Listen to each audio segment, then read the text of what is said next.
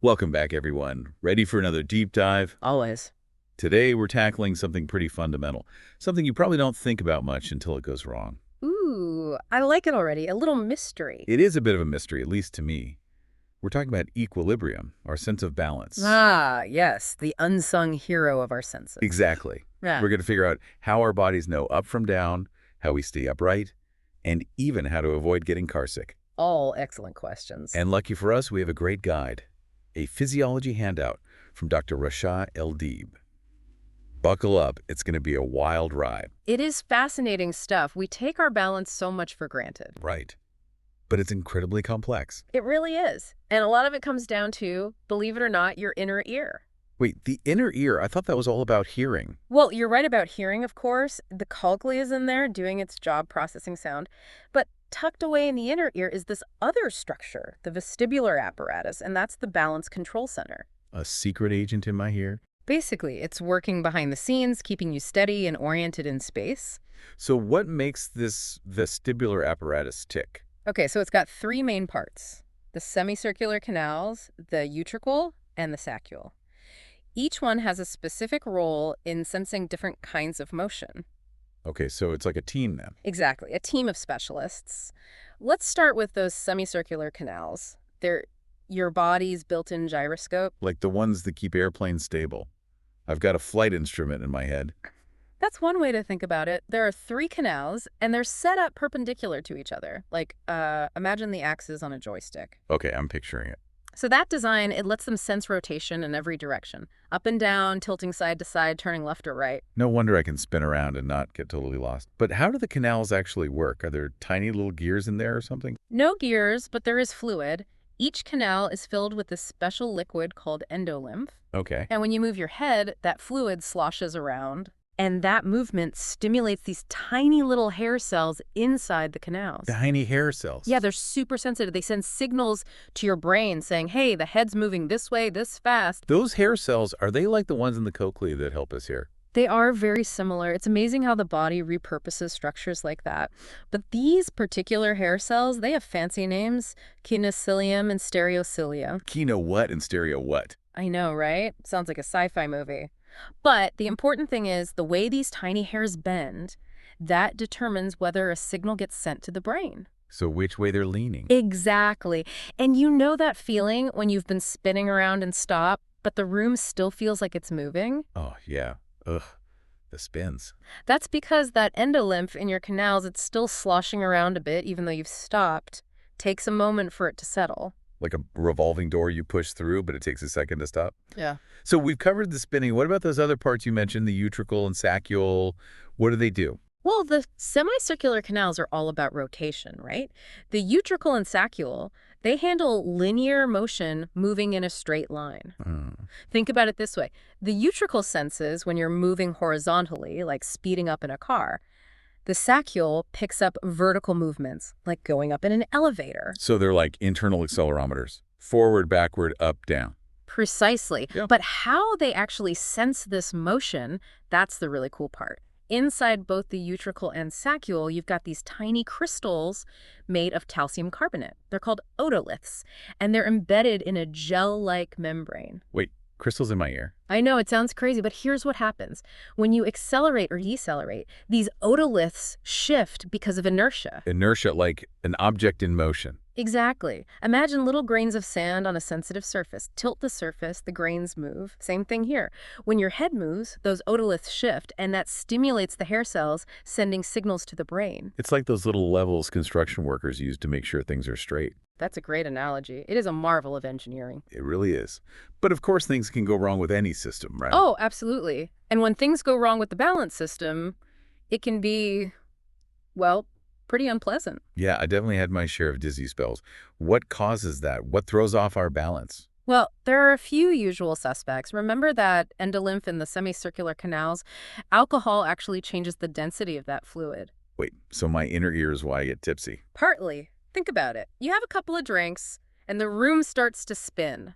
That's because the alcohol is messing with the endolymph, and your brain's getting confused signals. Okay, so alcohol is one culprit. What else? There's a condition called Meniere's disease, which affects the inner ear and can cause vertigo, that spinning feeling, along with hearing loss and ringing in the ears.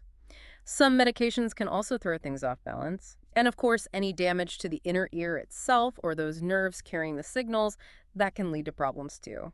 Wow, so a lot can go wrong. But, I mean, most of the time we stay upright without even thinking about it. How does that happen? That's all thanks to your amazing postural reflexes. They're working constantly, making tiny adjustments to your muscle tone to keep you balanced, whether you're still or moving. So like tiny little adjustments all the time. All the time. They're super fast, often before you're even aware of them. That's what. Can you give me an example? Sure. Have you ever been walking and suddenly step on something uneven, maybe trip a little? Oh yeah, all the time. Right. But you probably catch yourself without even thinking. Your leg muscles tense up to keep you from falling. Yeah, it's like my leg turns to steel for a second. That's your positive supporting reaction kicking in. It's like a built-in safety net. And then there's this other one, the hopping reaction. That's if you get bumped sideways, you kind of instinctively hop to regain your balance. So basically, my body's always working to keep me upright, even when I'm being clumsy. Exactly. It's amazing, right? It's this constant teamwork between your inner ear, your muscles and joints, and your brain, all working together to maintain equilibrium. Okay, my mind is blown. Mm. So we've got the inner ear detecting movement, those tiny crystals shifting like levels, and these super fast reflexes. How does it all come together? It's like a symphony, really. Your body is constantly fighting gravity, needing to adjust your muscles all the time just to stay balanced. A never-ending dance. That's a great way to put it. And the music for that dance, it comes from a few different sources. You've got proprioceptors, those are sensors in your muscles and joints telling your brain where your body parts are in space. Then there's your vision. Your eyes are constantly feeding information to your brain about your surroundings. And then, of course, there's the vestibular system we've been talking about, all about your head movements. So it's not just my ears keeping me balanced, it's everything working together. Exactly. It all comes together in your brain in this complex network that's constantly analyzing the information and making adjustments. So my brain is conducting the orchestra, making sure all the senses are playing in tune. A very talented conductor. But what happens when the music gets a little off? Are there things we can do to keep our balance system healthy? Absolutely. Just like any part of your body, it benefits from a healthy lifestyle. Exercise is key, especially activities that challenge your balance and coordination. Should I sign up for a tightrope walking class? Maybe not that extreme, but yoga, tai chi, dance, those are all fantastic. They build strength, flexibility, coordination, all important for balance. Okay, those sound a bit more manageable. What about those simple balance exercises like standing on one leg? Do those actually help? They really do. Even simple things like that, heel-toe walking, just walking in a straight line, those can make a big difference. I'll have to try those. It's amazing how these small things can be so beneficial. It is. And don't forget about hydration. Remember that endolymph fluid in your inner ear? Well, dehydration can actually affect its density, and that can throw off your balance. Wow, so drinking enough water is important for balance too. You never know what you're going to learn. Right. And be mindful of medications that can cause dizziness, especially if you're taking multiple medications. Always talk to your doctor about potential side effects. Good advice. Yeah. Better safe than sorry. So it sounds like taking care of balance is kind of a holistic approach.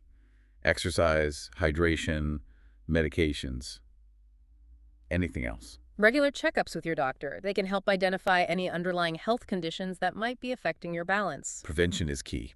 It's amazing how much we can learn about our bodies just by paying attention. This whole deep dive into equilibrium has been fascinating. I agree. It's so empowering to understand how our bodies work. It really is. But what about when things do go wrong? We talked about vertigo and nystagmus before, but are there other ways our balance can get disrupted? There are. There's this condition called benign paroxysmal positional vertigo, or BPPV for short. EPPV, that's a mouthful. I know, right? But it basically causes these short bursts of vertigo that are triggered by specific head movements. Like when you turn your head and suddenly the world's spinning. What causes that? It's thought to be caused by those little calcium carbonate crystals we talked about, the otoliths. Sometimes they get dislodged and end up in one of the semicircular canals. The crystals can get out of place.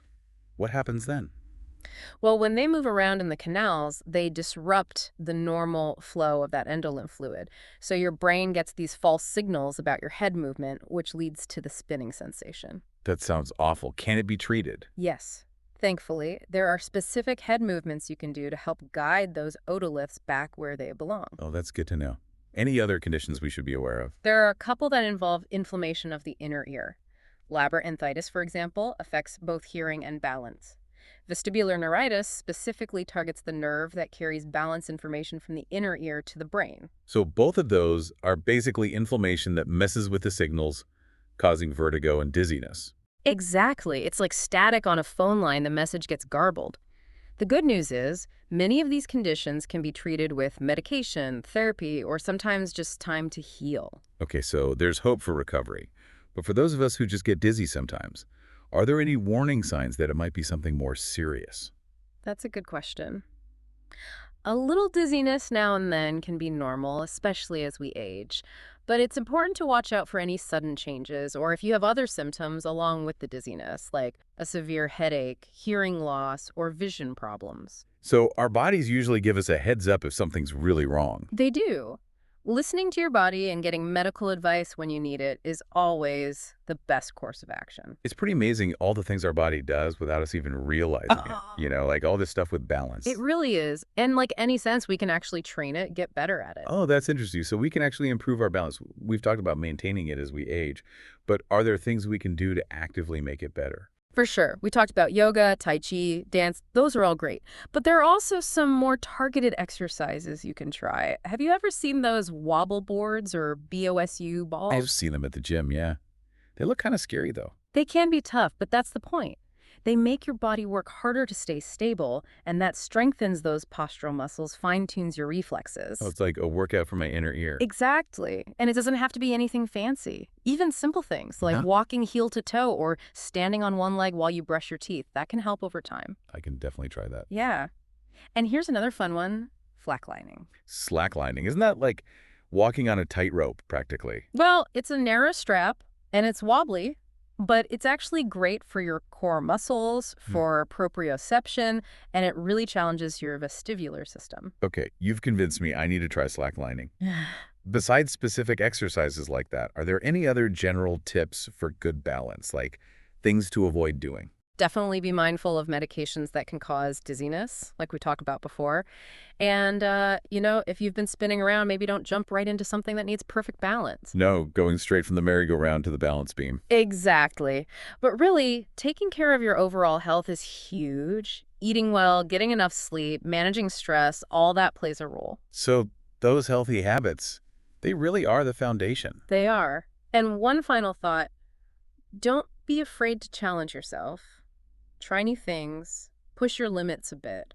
Whether it's a new balance exercise, a dance class, or even just walking on different types of ground, all that can help you improve your balance in ways you might not expect. I love that advice. It's never too late to learn new things, right? Never. Your sense of balance is a pretty amazing thing. With a little effort, you can keep it sharp for years to come. This whole deep dive into equilibrium has been incredible. I feel like I've learned so much about this system that keeps us grounded, literally. And I'm definitely inspired to take better care of my own balance now. That's great to hear. It's been a pleasure exploring this with you. And remember, your balance is a superpower. Go out there, explore, and stay balanced. Thanks for joining us, everyone. Until next time, keep exploring, stay curious, and keep those inner ears happy.